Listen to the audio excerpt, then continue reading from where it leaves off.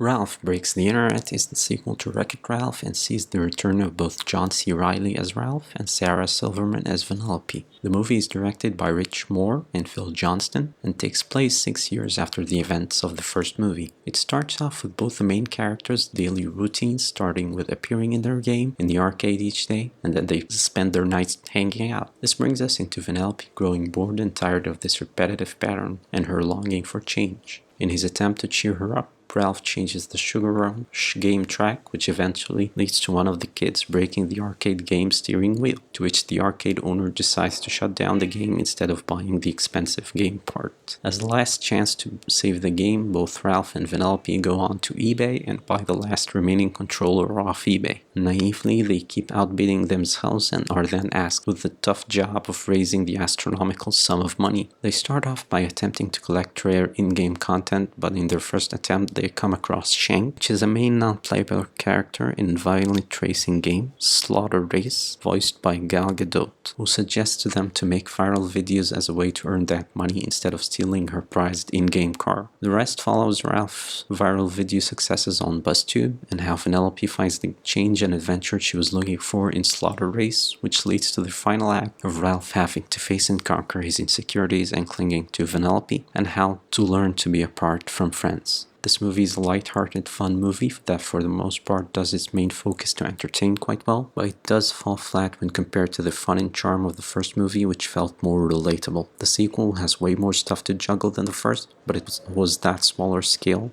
and the focus on the relationship between Ralph and Vanellope that gave the first movie this charm that the sequel lacks. In the first movie, we were introduced to the different arcade game characters, and we were given a unique perspective into their out-of-gameplay life, which was fresh and felt original. It was then through Ralph's struggle of being accepted among his in-game peers he went to seek his own medal or achievement so that he'd feel accepted. It was that coming feeling of being an outcast that reunited him with Vanellope and was responsible for the bond between their two characters. On the other hand, the sequel puts so much emphasis on the silly gags and puns about this fictional word version of the internet, depicting, for example, the search engine as a help desk clerk lacking recognition from users who never thank him for his help. This joke, while being funny, it does grow tired quickly and doesn't have much substance, especially in relation to the main plot. The character of Ralph also does suffer in the sequel from being hollowed out and is reduced to an insecure idiot who does nothing but make funny faces and act panicked and clingy for the most part, and doesn't really have a satisfying character arc besides the silly virus being an insecurity sequence at the end. Overall, this is a fun, albeit shallow movie that does provide its promised fun, but at the end lacks any significant substance. Watchable, but for the most part forgettable, and I give it a score of 5 out of 10.